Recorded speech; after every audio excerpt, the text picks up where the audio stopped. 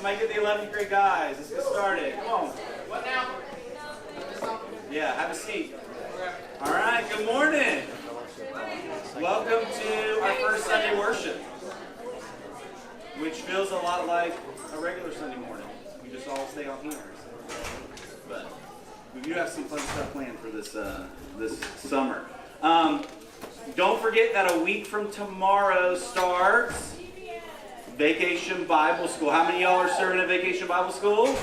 All right, so you know that right after summer worship this morning, you have a luncheon, right? Starts about 12:30, so you don't have to like run over there. And I think you start in the worship center. So if you're volunteering at VBS, make sure you're in the worship center no later than 12:30. If you want to get a little bit early, you can. And then right after this service, Miss Lacey is going to meet with any singers or musicians that want to be a part of the summer worship series. So if you have been a part of the collective in the past, or you are interested, you can play an instrument, you can sing, you think you can sing, then plan to hold back for a few minutes after the message today, and Miss Lacey will hang out and talk with you. All right? I have heard that after VBS is over each day, which I guess is around like 12:30, that a lot of times high school, we head out to lunch or something somewhere. I heard that's happened in the past. I don't know if that's every day of VBS, but I did think to go ahead and let you know now, a week in advance, that I would love to get some of you guys that are helping with VBS, if you want to walk over to Moe's with me on Monday, Moe's Monday, we can walk over to Moe's. And then on Tuesday, because you may not be able to afford buying lunch every day, I will provide lunch for free to any high schoolers that serve at VBS on Tuesday. All right, we'll plan to eat up here. I think we should be able to eat up here, but if not, then I'll tell you the other location after that. But it's going to be a fun week of VBS.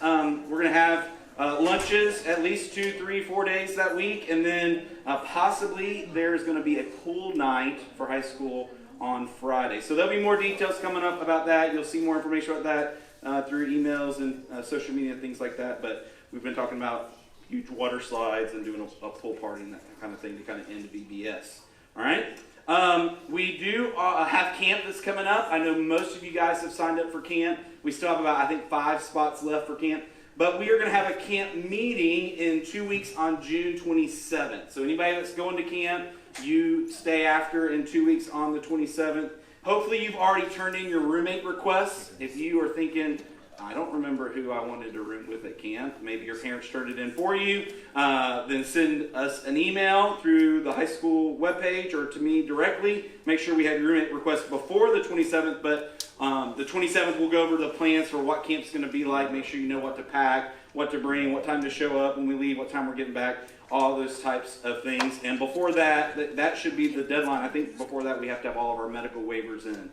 So if you've not already turned in, or your parents haven't turned in your medical waiver for camp, both the Fruit Cove one and the Crossroads Camp one, then make sure that you do that. A number of you signed up for summer job opportunities.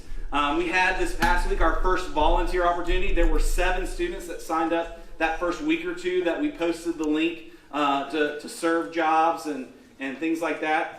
And so that'll happen throughout the summer. I'll get a phone call. Somebody says, hey, do you have anybody that would like to babysit? Anybody that would like to do some yard work? We'll pay them some cash.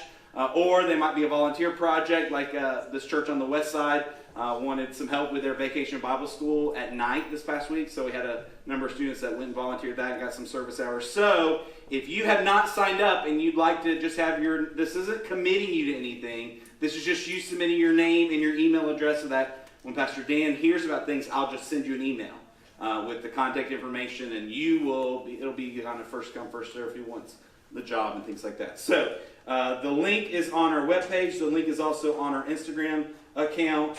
You can text me for it, whatever way you want to do that, but make sure that you sign up. And then we are this close to trying to finalize some dates for some other fun events besides the pool party, water slide day. We talked about doing all sorts of fun stuff like another open mic night, maybe have a high school wipeout competition, some fun stuff like that. And there's some mission projects that I'm hearing about, helping a couple other churches in our city do outreach and things like that. So hopefully by next Sunday, we will have a list of some dates for this summer, some fun things, and some mission jacks opportunities that you guys can do between now and August 15th. All right? This week we are reading another 5 chapters of John, John 15 through 19. And this summer I'd love for us to memorize the first 18 verses of John chapter 1, but I'll talk about that some more in a second. Now, I told you guys a few weeks ago, during the summer, we're not going to be bringing students up here. We've pretty much got most of you guys that wanted to share testimony to come up here and share. But what I said I'd love to do is I'd love to video some students sharing their testimony. Now, we haven't shot any videos yet, but I mentioned I Am Second videos. If you've never watched an I Am Second video on YouTube, they are really cool, like testimony videos. And so I'm going to have the guys in the back, the guys and the lady in the back, show one of Shawn Johnson. I don't know if you've watched this one before. This was one of the first ones. If you don't know, Shawn Johnson was an Olympic gymnast that competed in the 2008 Beijing Olympics. And she shares a little bit about the weight of perfection that was on her to try to get a gold medal, and how God worked through that, both in that Olympics and preparing for the next Olympics that she ended up not doing. And it kind of really shows her faith. So watch this video, and then after the video, the band's going to come up here and lead us in some worship. All right? All right. You guys play the video.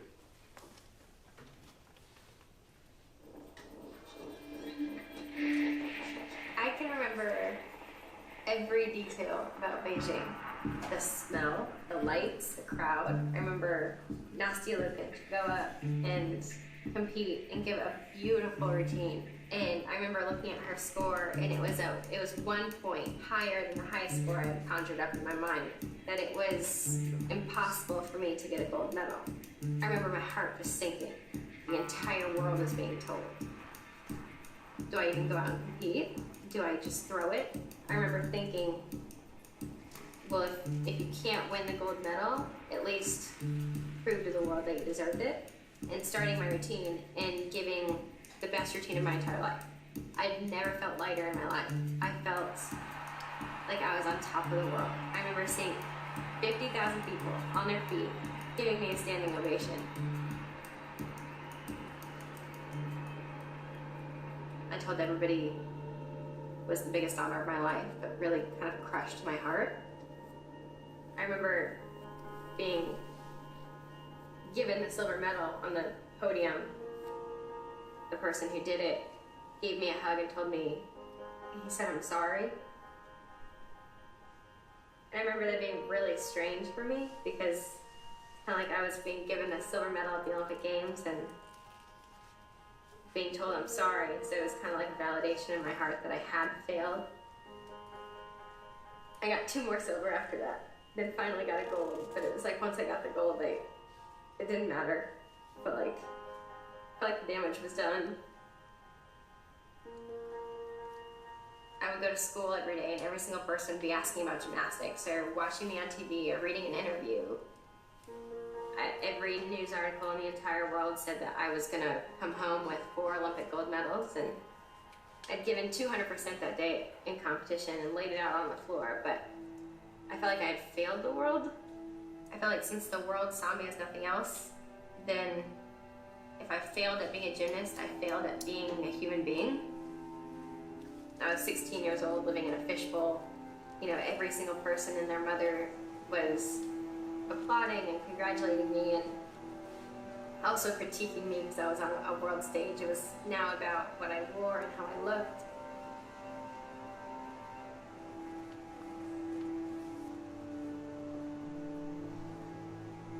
I was growing up in the limelight. I was 16 years old and, a muscular gymnast, and I was not even 4'8", and I was dancing next to girls who were, supermodels. And I remember at 16, 17, from Dancing with the Stars, reading all of these blogs and reading newspaper articles and seeing headlines of people criticize my weight and my appearance and, my personality and my character, and it affected me immensely. It drove me to try to change everything about myself. Trying to act like someone you aren't and trying to look like someone you will never be is exhausting and draining, and feeling like the world doesn't accept you for who you are, kind of, it hurts your heart. I feel like when all of that kind of compiled into one big moment, and it was this 2012 comeback, and I had all these sponsors, and I think around 6 months before the actual Olympic trials, I was hitting probably my all-time low. I was spending probably over 40 hours a week training. I was constantly trying to lose weight, but it wasn't happening. My parents wanted me to go see a psychologist or go see a doctor because they thought I was like clinically depressed.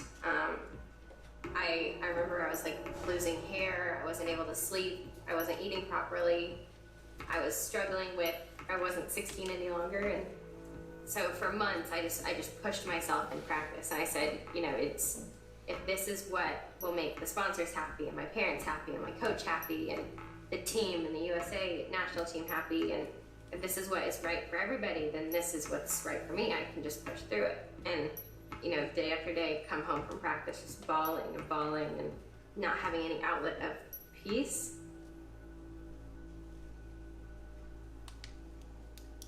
I remember walking into practice one day, getting up on the beam and like standing at the edge of the beam, looking down, getting ready to start flipping. And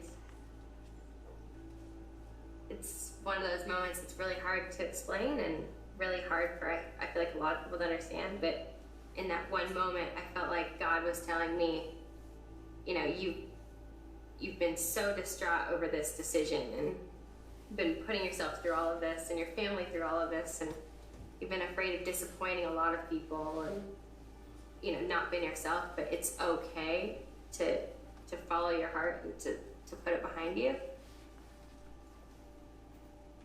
In that instant, I felt the entire world like be lifted off my shoulders, and it was like in that one instant I knew it was all gonna be okay. I was giving my heart and soul and